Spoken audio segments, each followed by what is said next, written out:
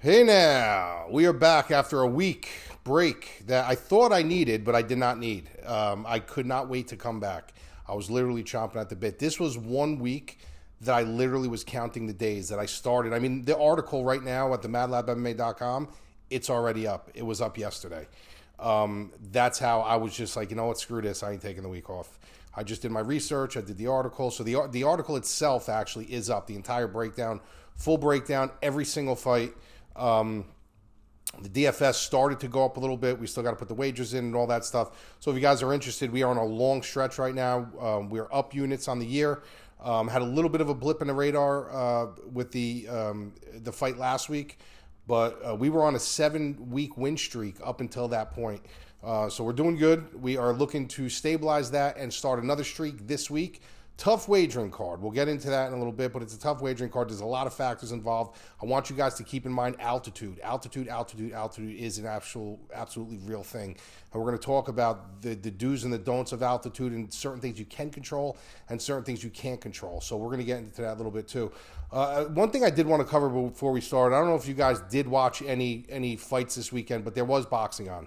You obviously had the big one that everybody was looking forward to, which was Masvidal and Nate Diaz, which actually turned out to be a pretty decent fight. It was entertaining to say the least. I wouldn't say their boxing was good. I wouldn't say they were technically sound. I wouldn't say like you watch and it was like, wow, like it was a great display of boxing. But you could see both of these guys actually trained for this fight, and both of these guys were actually trying. Big difference from when Nate fought Jake Paul, where he didn't even try. He just looked lackadaisical in there. He didn't look like he wanted to be there. That Nate Diaz comes in and fights Jake Paul the way he fought Masvidal. He wins that fight 9 ways to Sunday. But the fight itself was okay. Now, there was a lot of skepticism out there, and there was a lot of people saying that, who should have won, what side should have won. The fact of the matter is one of the scorecards was absolutely egregious, 98-92, whatever it was. They only gave Masvidal like 2 rounds, which I thought was absolutely ridiculous. And the one thing that bothered me was not who you thought won the fight. You can make an argument for both guys. I'm very in the middle, you know what I mean, when it comes to combat sports. I don't have a biased side. There's certain fighters I'm a little biased towards. You guys probably know who they are. Guys like Aljamain Sterling, guys like Dustin Poirier. These are guys that they're kind of like my ride or die guys. But for the most part, if I pick a fight and it's wrong, I will tell you, look, I was wrong. It was a bad read, or it was a good decision, or it was a bad decision. I don't like lay a wager out and lose the wager, and all of a sudden there's some big conspiracy theory, or this one threw the game, or this one got paid off. Like that, you guys know that's not me. So I did personally pick Masvidal to win the fight. Do I have an issue with Nate Diaz winning the fight? No, I don't really have an issue with it. I think both of those guys could have done a little bit more to kind of edge out the rounds. But the thing that I didn't like about the whole situation was when people were coming out saying, well, it depends what the judges are looking for. That's a statement that you got to really digest. Like, let's digest that for a minute, right? It depends what the judges are looking for. The judges are supposed to be looking for the same thing. They're all supposed to go by the guidelines of the scoring criteria. It's not supposed to be, well, this one likes damage more than this one likes damage, and this one likes volume more than this one likes volume, and this one puts this on this tier and this one puts that on that. That's not the way it goes. Like, the scoring criteria is the scoring criteria. Whether you like it or not, that's what it is. So that was the one thing that bothered me, and I see that so much. Like when fights go to the cards and they're close fights, you'll see people go, well, it really depends what the judges are looking at. No, it doesn't depend what the judges are looking at. Like, the scoring criteria is the scoring criteria. Damage is supposed to trump everything. You know what I mean? I'm not saying that you're going to throw one punch in a round and you're going to rock a guy and the other guy's going to land 30, 40 punches. That's going to completely exile it. But when you're dealing with rounds that are close rounds and stuff, like, damage is the criteria. Like, damage is the number one criteria. And if you do look at that, like Masvidal, and shockingly, if you looked at the numbers of the fight, Masvidal landed more. Didn't throw more, but he did land more, and majority of his punches were power shots. He was looking to cause damage, where, Nate Diaz was kind of just pitter-pattering his shots, and that's just his style. That's what he does. I don't have a problem with him winning that fight. I personally thought Masvidal won the fight slightly, but like I said, it went to the cards. I was like, I could see this going either way. It's on Diaz's home turf. Going to get a little bit of a hometown lean. I don't have a problem with it either way. But my big issue with that fight was the criteria. The criteria is the criteria. It's not, well, it depends what you like and it depends what he likes, because that means judging's all over the place. So, and you're never going to have an even playing field if everybody has a different criteria to score. So that's a big problem for me. That's a statement that kind of has to be like exiled out of our combat sports dictionary, that statement. I mean, it's ridiculous to say that. It depends what the judges are looking for.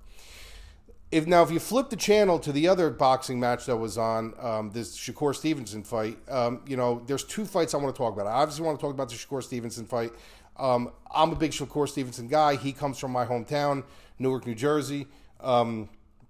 This is a guy who's got a world of talent. I mean, he's a defensive genius when it comes to not getting hit in there. And to be honest with you, that is the name of the game, right? A lot of people shit on him for, he's not active enough. He doesn't get into these firefights, and I understand that. It's a entertainment. It's supposed to be fan friendly. But at the end of the day, damage isn't cool. And Mayweather did say that a long time ago when people used to give him shit. They used to be like, well, he doesn't really, he doesn't get involved in these firefights. He doesn't really throw enough. He's always running. And that's why he is the sound mind that he is right now. When you see some of these other boxers, they can't even talk. He's barely been hit. That's why he could still go out and he could still spar with guys and he could still train and he could still live his life in a very healthy manner. And he still acts, looks, and moves at a pretty young age, for being as old as he is. Shakur Stevenson kind of ripped that playbook from him and is utilizing it. Now, I understand why people don't like him. And I'm starting to not come on their side a little bit, but I'm starting to push him now. I'm starting to get to the point where I'm like, all right, I get it. You're a really good defensive fighter. You don't get hit. You pick and you prod and you do enough to win the fights. But at what point in time are you going to step on the gas a little bit? Like, at one point in time, are you going to, step on the gas a little bit and provide us with a little bit of offense where at least we could be excited within the parameters of a round? So I do understand what the fans are saying at this point. I do get it. I don't have a bias towards him. I do like him because he is from my neck of the woods. And I do respect the boxing game. I do respect the art of defense, and I do respect all that stuff. But at a certain point in time, you have to push on the gas. You have to pop it into that next gear, and you have to provide us with some kind of offense. You just can't fight defensively and then pick and prod your way to a decision all the time. That's going to win you fights. That's going to put wins on your resume, but it's not going to put asses in seats. It's not going to get you pay-per-view numbers, and it's not going to make you a superstar. So that's really what is more important to you, is the legacy of fighting defensively, fighting cautious, not getting the big money paydays that you probably deserve because you're fighting this way, or do you want to step on the gas a little bit, provide us with that defense that you have, but give us a little bit of offense, give us a little bit of excitement. The crowd was leaving. I don't know how many left, but I was seeing on Twitter that the crowd before the fight even ended, they were kind of leaving in his hometown, which is not really a good sign. So I would like to see him at this point now, put his foot on the gas a little bit. Give me something to ooh and ah about, but overall it was a dominant victory. Any way you want to look at it. I mean, it went the distance. He got the decision. There was really no point in that fight that he was, behind on any card in any round. He kind of controlled the whole fight. But at that point in time, go in and take some chances. That's all I'm saying. With a guy like he fought this week at a minus 2,500, you could have taken some chances. You could have, shut some people up and said, let me stop this kid and let me shut the masses up. And he didn't. He went to the card. So the other one was the fight before that, the co-main event with Foster. I have to say it was probably the worst, one of the worst decisions I've ever seen in the past decade. I mean, it was a robbery. When you want to talk about robberies, I don't throw that word around often, just like I don't throw the word great around often. But when you want to talk about an absolute highway robbery, watch that Foster fight. I scored that fight. I gave 1 round to his opponent. 1. I had him win 11 rounds to 1. He didn't get touched. He didn't get marked up. He wasn't really in trouble at any point in the fight. He could dictated the ring. He had complete control of the entire fight. And when the fight was going to the cards, I was moseying around my kitchen and I was like, this is a landslide. And when they announced split decision, That's when I know. I was like, there is no way that one of those judges can have it going the other way and not one of those other judges being around that same vicinity. I said, you got to be kidding. When I heard split decision, when I heard the one judge being read by name, I was like, wait a minute, this is a split decision? I know. And it was a travesty what they did to this kid. This was one of the biggest robberies I've seen, and he lost the belt. So hopefully this kid gets a rematch like ASAP. That was a black eye for boxing. Good thing it wasn't a huge fight where a lot of people were dialed in and watching. It was really just the rabid boxing fans that were watching that fight.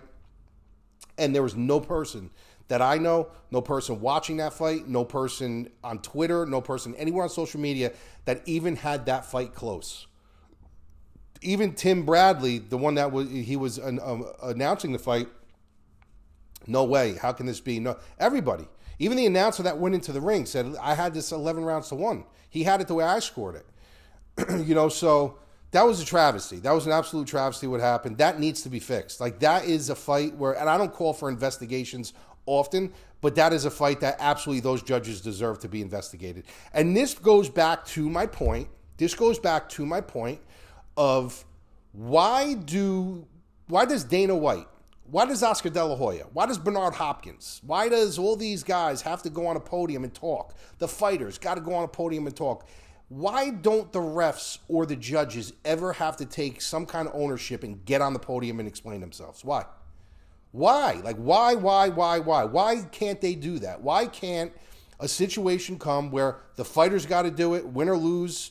Sometimes they do, sometimes they don't, but they're obligated when they win to go up and talk about it.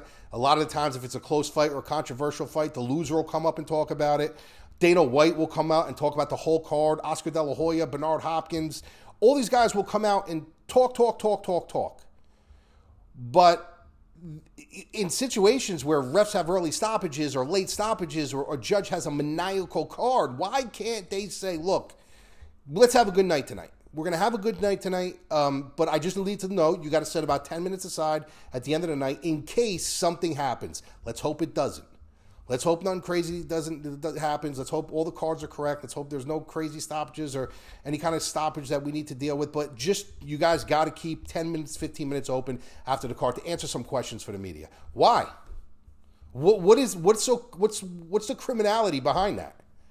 That will give them something in their mind going into the fight saying, I got to score this fair or I'm going to have to answer to some people. They have nobody to answer to. They go off on their way. They're not on Twitter. They're not on social media. They're not hearing these things. They'll get a little talking to from the commission and stuff like that. Maybe Dana White will lambaste them or Oscar De La Hoya or somebody will lambaste them, but they're not going up there and they're not taking any kind of ownership. And then they will be on the card the following week judging a fight. It makes no sense to me. It's almost like they don't want to fix the system. In a way, I got to be honest with you, it's almost like those people that can watch the debate and see Joe Biden up there literally just mumbling over his words and they'll vote for him anyway just because they don't want to fix the system. It's really the same thing. The commission is working that way. Like, they are literally working that way. And it's going to ruin the sport. It's already started ruining the sport. It's already gave boxing a bad name. You got these guys that are just into MMA. Like, you can't consider them combat sports fans. They're just into MMA, and they're tweeting how boxing's terrible, and boxing's so boring, and boxing's this. Meanwhile, the strikers and the guys with the boxing pedigrees are the ones that are winning all the championships in MMA. Anybody who's got a really good stand-up are the people that's winning championships. So that makes zero fucking sense. It's got to be fixed. All right, anyway, let's get into this card. This is what we're all here for anyway. Interesting card. I do want to talk to you a little bit about, listen, you could go on all these sites and you can get a lot of information on, who they think are going to win. And there's 100 shows about the pickers and they're picking fights and they're doing this and doing that.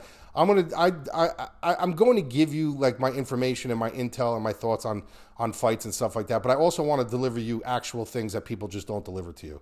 Actual things I want you to look for. I want you to digest and I want you to look for when cards like this come along. And the one thing that you got to really keep in mind on this card is altitude. I know a lot of people talk about altitude because it's the thing to talk about, but they really don't know how altitude affects you. They really don't know anything really about it. They just know that it's a term in fighting and they say altitude and it makes you tired. That's what it does. It makes you tired. Altitude, altitude, altitude. It doesn't work like that. It's a lot more detailed than that, and there's a lot more that goes into that. Some people genetically are predisposed to certain things, and some people aren't. And I do agree that if you're training in altitude, you live in altitude, and you're breathing that air every day, and you're training in that air every day, you do ultimately have an edge, and you ultimately can deal with that. It's like anything else. It's like picking up a guitar every day and playing all the time. You're going to be better than a guy that only plays once a month. It's just the way it is. But I don't know for you guys, as far as the water weight, like when people fly to another state, right? I know for me, it happens to me. I've had a litany of broken bones. I broke my nose 3 times. I had broken legs, broken wrists, all from sports. And when I fly, my body retains water to the point where, like, I'll take off my socks when I get off the plane, and you'll see the ring marks from my socks because my body swells up. My watches start getting a little bit tighter. I see it in my face, my nose. I get pressure on my nose from breaking it so many times. So there's things that happen to me when I get off the plane. Now, I've traveled with people when they get off the plane and they take their socks off and stuff. They're totally normal. Their body doesn't absorb and gain that weight. They don't put on that water weight. So genetically, some people do and some people don't. That's why they kind of leave to different states a week early. They want to kind of shed themselves of that water because it's just extra water they got to deal with on the weight cut. So when you look at the process of the altitude, it's kind of the same thing. Some people have good conditioning and some people just don't. You can get somebody like, let's just throw his name out there, like a Prochazka, okay, from Philly. Good fighter. He does have conditioning issues. We've seen it in the past. I don't care how hard he trains. He's never going to have the conditioning of a Nate Diaz or a Nick Diaz. Just not going. Genetically, whether it's the oxygenation of his muscles, the lactic acid buildup, like somebody like him will never be able to have the conditioning and the cardio of a Nick and Nate Diaz. That's a genetic disposition. Those guys genetically have the bodies for it. They're not super muscled up. They don't need to deliver all that oxygen to oxygenate their muscles. So it's a little bit different, for those guys. Where somebody like a Prochazka or some of these really bricked up dudes, genetically, they can train. They could be their best version of themselves in altitude, but they're still never going to be a conditioning machine when it comes to altitude. So you got to keep that buried in your mind. Like, you got to understand that you can gauge it to a point, but then there's a point where it's just off the table. It's either these guys are genetically disposed to having bad cardio or they aren't. Their lung capacities are a little better or they aren't. It is a real thing. Like, it is a real thing. Almost like a lot of people don't believe in cage rust. I'm a firm believer in cage rust. Especially for timing fighters like boxers and stuff. And some people just don't. But some people just bury this whole lead on the point of you can train yourself in elevation and you'll be just as good as the next guy. It does not work that way. Like I said, you could be the best version of yourself, but your best version of yourself doesn't necessarily mean you're going to have the conditioning of a Nate Diaz or a Nick Diaz or something like that. It doesn't work that way. All right, so when you look at this card is a card that you do want to look into it as much as you can. You want to look at these guys' past, look at their conditioning, look at how they train, look at their styles. What kind of style do they have? Do they have a really hardcore grinding style that can kind of tucker them out and tire them out? Do they train in altitude? Don't they train in altitude? So there's a lot of things you can look at to give you a little bit of an edge, but it doesn't mean it's ultimately going to be an edge. So people who are talking about like altitude, it's all about altitude. That's not the case. It is something you have to look into. But you also got to remember that that's not the is-all to be-all, because there's a lot of guys out there that just are conditioning machines, and there's a lot of guys out there that aren't. First fight we're going to look into is Cortez and Namajunas. Good fight, good fight. I was at Namajunas' last fight when she fought Amanda Hebos. We went to the Apex Center. Great time. We went with a bunch of members. We had a thing called the Fight Club. We went with Jeff Dyke. Went with Brent Dexter, Bush, a bunch of guys. We had front row for that at the Apex. It was a great time. And we got to really see them fight with nobody around. I mean, it was just nobody there. You kind of heard what they were doing. You heard their coaches talking. And, Rose did what we thought Rose would do. I mean, a lot of people were on Hebos in that fight. I didn't understand why. But Rose did what she did. And the thing with Rose is you got to understand with her is she is going to fight the way her her mental state is outside of the cage. This girl has a lot of mental issues. And I'm not saying that to knock on her. I'm not saying that like she's a head case or anything like that. But this is a girl that when shit is going awry outside of the cage, she does bring that into the cage with her. She has to convince herself of certain things. And if you notice, like, everybody gets hyped up in their own way. Some people listen to music. She walks down and she's always screaming to herself, I'm the best, I'm the best. It's like she kind of self-motivates herself. And I think that stems back from years and years of her feeling like she was the only one in her corner. She's got her husband who trains her, Pat Barry, not a big fan of his. I think he's got a good beat on her as far as the game planning, and it's his wife, and he kind of knows how to train her. But the fact of the matter is, I don't think I don't think that's a healthy relationship with those two. I've heard a lot of situations with them having like just a lot of issues, and you could see it curtails outside of the cage for her, and then she brings it into the cage. So her fighting prowess basically always stems from, okay, we know what she can do. We know she's a very good grappler. We know she's a very good striker. She's very creative. She's fought the best of the best. She's beaten the best of the best. But we also do know that when she steps in there, she's a product of what is going on in her life outside of the cage. It's just what it is. And there's certain fighters that are like that as well. It's like anything else. Some people can block it out. Some people, it doesn't go into the cage with them. They got so much shit going on, it doesn't matter. They got arrest records, they got court dates, they got this. It doesn't matter. They're going to still go out there and they're going to perform. And some people just can't. Some people just can't get past it. Their training starts going awry. Their head's not in it. They don't got that killer instinct. They go through a little bit of a depression mode that makes them more just like dry and just empathetic almost. It makes them feel sorry for themselves, and they don't have that killer mode in them anymore that you need to fight. And that happens. I'm a firm believer that happens to Rose. She's taking on someone in Cortez who's taking this on short notice. This is a short notice fight for her, and it's a very big spot for her. This is the biggest spot of her career, and you got Rose now on a full camp. You got Rose coming off a good win against Amanda Ribas. She was supposed to take on Macy Barber. Macy Barber backed out of the fight, but she was training for someone who was going to push forward and bring kind of a barbaric pace to her. And that's what Macy does. Macy will tie and take down. She is getting a little bit more confident with her wrestling and her takedowns, but all in all, she's looking to just kind of charge the pocket, get sloppy, get dirty, put hands on you. And that's what she was kind of training for. She was kind of training, staying away, utilizing the real estate of the cage. They are in Denver. They're not in Apex, so they got the bigger cage. She's going to be able to move around a little bit more, and she was just going to be looking, I'm going to outclass this girl. Same kind of rule applies with Tracy Cortez. This is a girl who utilizes her wrestling. She's going to take shots. She's going to try to get on her hips. So although she's not putting those heavy hands on you, she's still going to be pushing the pocket. She's still going to be trying to crash the pocket to get in on Rose's hips, and that's where Rose is going to still utilize what she was going to utilize against Macy. Utilize range, utilize distance, work behind her jab, utilize her kicks, utilize the entire real estate of the cage.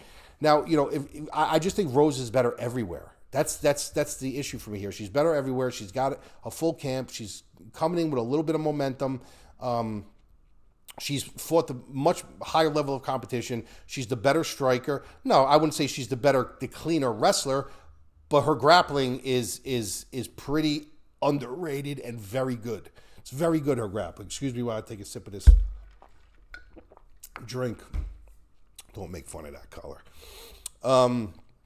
So I just think she has her everywhere. I think this is a fight, like I said, I see a lot of people hopping on Cortez, and I don't see it. And when you look at the price tag, when you look at $9,000 for Namajunas, and you're looking at $7,200 for Cortez, you can get baited into that real quick, because you say to yourself, well, what if Cortez, lands 4 or 5, what if she really gets her wrestling going and she wins the decision in a 5-round fight? She's going to score really well. Yeah, but what if? That's what you got to remember. You can't always put the what ifs. What if Merab Davishvili lands 32 takedowns against Sean O'Malley? What if? There's a lot of what ifs in the world. Doesn't mean it's going to happen. She averages around 2 takedowns a fight. That's what she averages around. She's not averaging 4, 5, 6. She doesn't have this litany of takedowns. She's averaging around 2 a fight. And Rose is very, very limber and very tough and very slick and very quick. I don't know if she's going to have that kind of success. So that $7,200 is probably where it should be. As far as Rose, 5-round fight, I'm not saying she's going to blow the cover off the ball. I'm not saying she's going to score 130 points. But she has the ability to really put it on Cortez here and score well. So I do like Rose. I don't mind her at $9,000 here. I think a lot of people are going to be jumping down on Cortez. in this fight. My official pick is going to be Namajunas. Next one is Salikov and Ponzinibbio. This is a fight where, you know, it's interesting because when you look at these guys and you look at like their finishing ratios and stuff like that, you're expecting this probably to be like a barn burner, right? And I think this could be. I think it could be a fight where one of these guys get knocked out. But I also think this could be one of these fights where this is just a boring fight. Like just a really boring fight where you got two guys that kind of respect each other's striking, respect each other's power. They're both a little long in the tooth, especially Salikov. He's over 40 years old by now. And even though they're going to have their moments of explosion, they're still going to try to really play the chess game a little bit.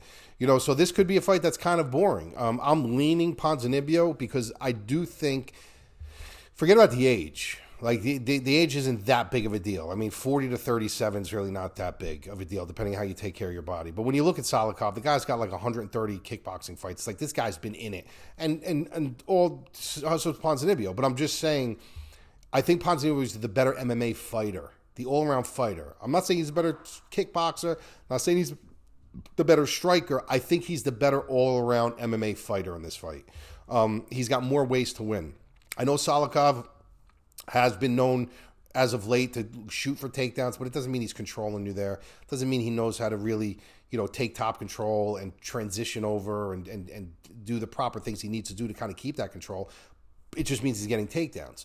Ponzinibbio is a black belt in Brazilian Jiu-Jitsu. He has plenty of ways to nullify stuff like that. His striking is good. I just think he's got a little bit more ways to win. Wouldn't be surprised if this goes to the cards. I really wouldn't. I wouldn't be surprised if it's a boring fight.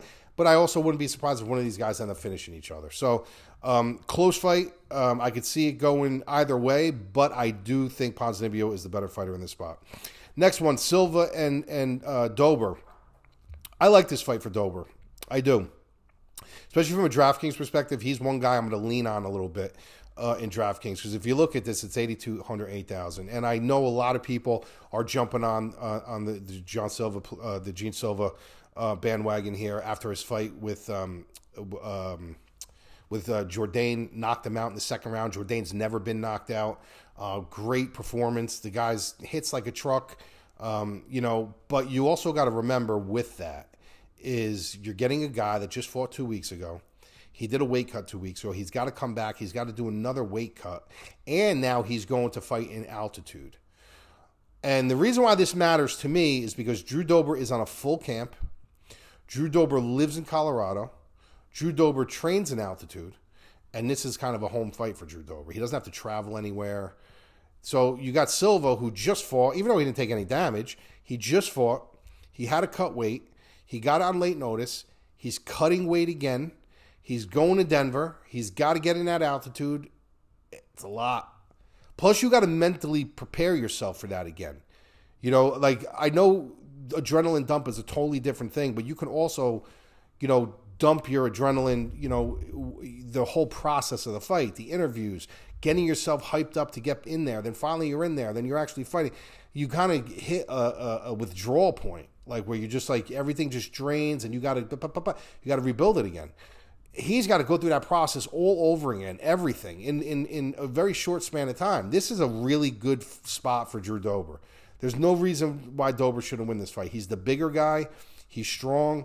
He's got very good durability. He's got clean striking. He's going to march forward. He's got good conditioning. Like, there's no reason why Drew Dober should not win this fight. And I see a lot of people jumping on Silva in this fight because they're getting bought and sold into these knockouts, and he's doing it. But you got to take these little things into account. You got to take, he's not coming in there at like 100%. You got to take these little things into account. So I do like Dober here. I like him. I'm pretty confident in Dober. I got to be honest with you. Maybe I'm wrong. You guys can come and shit on me afterwards, but I'm pretty confident in Dober in this spot. Next one, you have Lusa and Bonfim. You know, this is a fight where Lusa brings in a very explosive athletic style, right? And despite his athletic ability and his explosion, he's not that technical, but he finds ways to stay within the walls of a fight. And there's certain fighters that know how to do that. Guys like guys like The Damage, is able to do that. Like, yeah, is he a good wrestler? Yeah, but he's uncoordinated. He's not athletic. He doesn't have great hands, but he finds ways to stay like within the walls of the fight. If you make a mistake, then he's going to capitalize on it. That's the way I kind of look at Lusa at a lower level, because he's not great at anything. Like at least the damage is good with his wrestling. Like, you know, if he gets his wrestling going, there's not many people that are going to get out from under him unless they're skilled enough to do so. Lusa's really doesn't specialize in anything, but he does have that string in him where he kind of keeps himself within the walls of his fights with the athletic ability, the explosion, and his strength. He's a very strong kid. He's fighting a kid in Bonfim who, you know, he's a very good grappler. The guy's a very good grappler. I think he's a little bit better than him everywhere, especially in the grappling department. But he does have a tendency of gassing. You know, and that's an issue for me. That's a scary issue for me. And when you're looking at a guy at 9,300 and you're looking at a guy at the odds that he is in Vegas, that's something you got to think about. Like, you got to think about that before you roster this guy. Like, okay, well, hold on a second. 9,300 and, you know, minus 300, whatever he is on Vegas. This is a guy who, yeah, like, he's a little bit better everywhere. He's a good grappler. If he gets him to the ground, he could do some things, but he's got to get him there. He's got to utilize energy systems to get him there. And he has a tendency of fading, and now he's fighting in altitude. So, you know, there could be a situation where he's winning from pillar to post the first round. He's got a good first round. He's putting it all, and then, Lusa, he's done it. And then all of a sudden, you just see him backing up, and you see him backing up, and you see his mouth open, and you see Lusa coming on and coming on and coming on. You could see something like that. I'm not saying it's going to happen. My official pick is going to be Bonfim, but it is a fight that does scare me a little bit, and I would be very concerned. He's not a guy that I personally would tie into parlays and stuff like that. I just don't think there's enough meat on the bone for that. Like, I don't think there's value. There's got to be value in your wagers, right? There's got to be value. You can listen. There's going to be a wager or two on this card, themadlabmma.com that I'm probably going to throw in prop wise. I got to see what the number is. I'm not even choosing the fighter to win, but there's a couple props that I'm interested in because I see that path of a possibility. And if the prop is good enough, I'm going to stab it. It's not even a guy that I'm picking. But if the value is there and I do see a path for it, I'll put a little shot on it and see what happens. You know, so as long as I don't have a major investment in the fighter that's on the other side. You know, I don't like people who do that. They kind of go into the fight and they hedge the fight right out of the gate. Like, what is that? I don't even get it. So, but from a betting perspective on this fight, I probably would stay away from it. There's not, unless you find a good prop. I haven't gone through all the props yet. It's not a fight that I would really dump money into Lusa, and it's not a fight that I would wrap into parlays with Bonfim. I could see this fight going either way. Bonfim should win, but the conditioning in altitude is definitely an issue for me. All right, we got Rodriguez and Orosa. This is a really good fight, and the only thing that's stopping this from being a fight of the night competitor, like as far as being one of the top, is Rodriguez, is C-Rod. Orosa's always in the running for a fight of the night or a performance of the night. He's either going to give you a performance of the night or he's going to get a performance of the night. But he's also in the running. If you're going to be with him in that dance, you have a good chance of getting fight of the night. So anytime you fight Julian Erosa, like you expect some kind of fireworks. C-Rod's a completely different fighter. This is the prospect killer. This is a guy who came in, he beat Saman, he beat Hosas, he's beat these guys. All guys that he wasn't supposed to beat. The guy's still not getting the respect that he deserves, which is crazy because he's not a guy that you look at and you look at him as a super fan-friendly fighter. He's not going in flash-knocking guys out. He's taking guys to the cards. He's got good control on the ground. He does what he needs to do. He's very patient, and he doesn't listen to the boos of the crowd. Doesn't listen to anything. He just wants to win, and he does a very good job. He's got very good cage intelligence, and he's just an under-the-radar, very tough dude. You got Julian Erosa on the other side, who's kind of a wild card. This guy, I mean, when he fought Ricardo Ramos, I mean, once again, every single fight, this dude gets fucking rocked. And you're either going to finish him or he's going to recover and he's going to finish you. And that's what happened with Ricardo Ramos. Ricardo Ramos put him on skates. We thought the fight was over, and he comes back and he ends up submitting Ramos. So, you know, that's what Erosa is. Now, a lot of people are looking at C-Ron and say, well, you know, he's probably going to win by decision. He could win by decision if he wins this fight. But you got to also remember, he's fighting Julian Erosa. You don't need a lot of power to finish this guy. You don't need a lot of power to put him on skates. This kid's smart enough and patient enough where if he does rock Julian Erosa, he's going to go in, he's going to hunt, and he's going to try to get a finish. So a finish is not out of the realm of possibility in this fight. Even for a guy like C-Rod, who most of the time he kind of just lets things come to him, there's a spot here where I do think he can finish Rosa.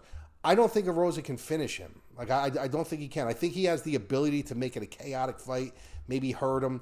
But I don't think his cardio is going to be up to par with his. I don't think he's going to be able to deal with a kid who's not allowing him to pull him into this fight.